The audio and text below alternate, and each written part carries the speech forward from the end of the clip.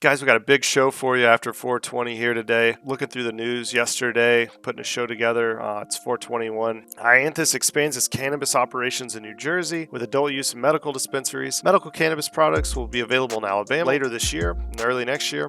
Flora Corp appoints Hussein Rakine as a CEO and member of board of directors. Jaunty, New York's top-selling adult-use cannabis vape brand, launches THC Gummies. Sunburn Cannabis opens its 10th Florida retail location in Key West, launching new products for the 420 celebration. Florida lawmakers remove the THC cap from the hemp bill, delighting hemp entrepreneurs. Missouri marijuana cultivators scramble to meet heavy demand. New York governor's launches a marijuana campaign ahead of 420, urging people to buy legal from licensed retailers. Connecticut launches a cannabis business accelerator program with Oaksterdam University, and Rhode Island's revenue from retail cannabis sales starts slow, but is picking up. iAnthus Capital Holdings Inc. has announced the commencement of adult-use operations at its Atlantic City dispensary and the opening of its second medical dispensary in Gloucester Township. This expansion also includes the cultivation and manufacturing facilities in Pleasantville, making MPX New Jersey's products available to medical and adult use operators throughout the state, with a third dispensary location under construction in southern New Jersey set to open later this year. MPX New Jersey determined to provide an excellent access to their products for all customers, so keep an eye out for the opening of their new locations and enjoy the many benefits of legalized cannabis in New Jersey. Alabama's new cannabis industry is expected to start growing cannabis before the end of the summer. The Alabama Medical Cannabis Commission, AMCC, will issue licenses to up to 17 companies to raise plants, which will be grown in enclosed facilities with round-the-clock video monitoring and tight security. AMCC board members Rex Vaughn says experts have told him that it will take about 14 weeks for plants to be ready for processing to make pills, capsules, gelatinous cubes,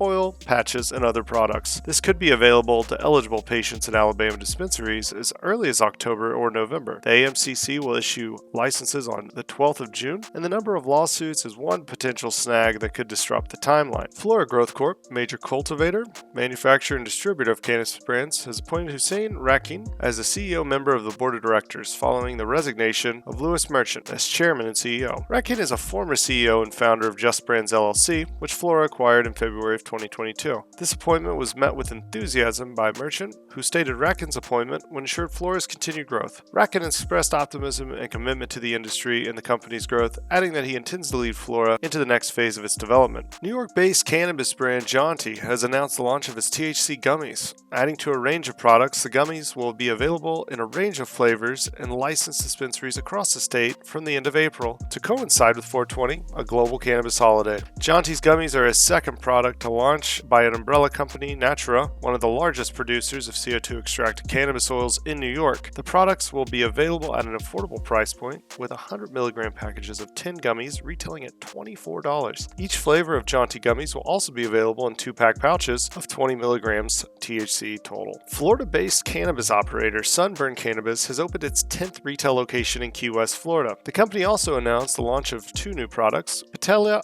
Aged Water Hash and Live Rosin Nectar, in celebration of 420. Sunburn is offering various limited time promotions and discounts for patients in the week leading up to it, with in-store parties, live music, and food trucks at their locations across the state. Sunburn Cannabis is a vertically integrated cannabis brand and retail experience that offers only high-quality cannabis products, such as hand-trimmed flower, edible gummies, solventless rosin, and broad-spectrum cannabis-derived terpene vapes and pre-rolls. Florida lawmakers have approved the bill to regulate hemp-derived products after removing the proposal to the limit of THC dosage in such products. The removal of the THC cap was welcomed by hemp entrepreneurs who had previously protested the proposal, arguing it could hurt the industry. The bill, HB 1475, will move forward with safety provisions to keep products like Delta 8 THC out of the hands of those under 21. The Senate equivalent, SB 1676, is due to go before the Fiscal Policy Committee later this week, and the measure was unanimously approved by the House Infrastructure Committee and will now go to the House floor. In Missouri, marijuana growers are struggling to keep up with the high demand. Missouri's Department of Health and Senior Services has reported that $93.5 million in adult-use pot sales and up to $32.7 million in medical marijuana sales were made last month, to put the state on track to be among the top 10 largest cannabis markets in the U.S. during the first year of the program. According to the Missouri Cannabis Trade Association, marijuana cultivators in the state are rushing to meet demand, with some looking to increase production by about 20%. However, it can take 4 months for a new plant to reach harvest, so growers cannot react immediately to the changes in market demand. Governor Kathy Hochul of New York York has launched a campaign aiming to encourage adults to buy marijuana from licensed shops in advance of the 420 holiday. Cultural's Why Buy Legal New York campaign aims to promote public health and safety and raise awareness of the lack of regulated shops. The campaign targets adults 21 and over with digital ads and educational resources, including a guide on safe consumption practices. The initiative was launched around 420 due to the increased awareness around cannabis issues, and the campaign also reminds New Yorkers to consume marijuana responsibly. The state is promoting community reinvestment through cannabis taxes, which is one key reason New Yorkers should seek to help out licensed shops. Connecticut is taking steps to help cannabis business owners by sending them to college. As part of the provision in the law that legalized recreational cannabis use, the state has established a small business accelerator program, which aims to provide technical assistance and impart knowledge on running cannabis businesses to those granted a cannabis social equity license. The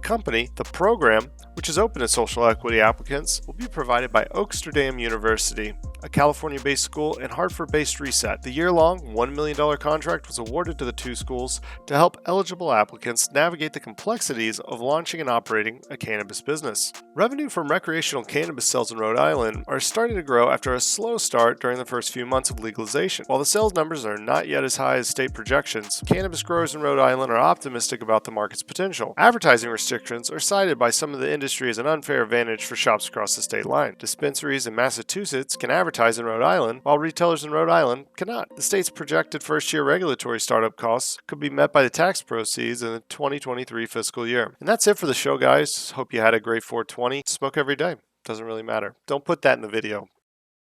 Oh,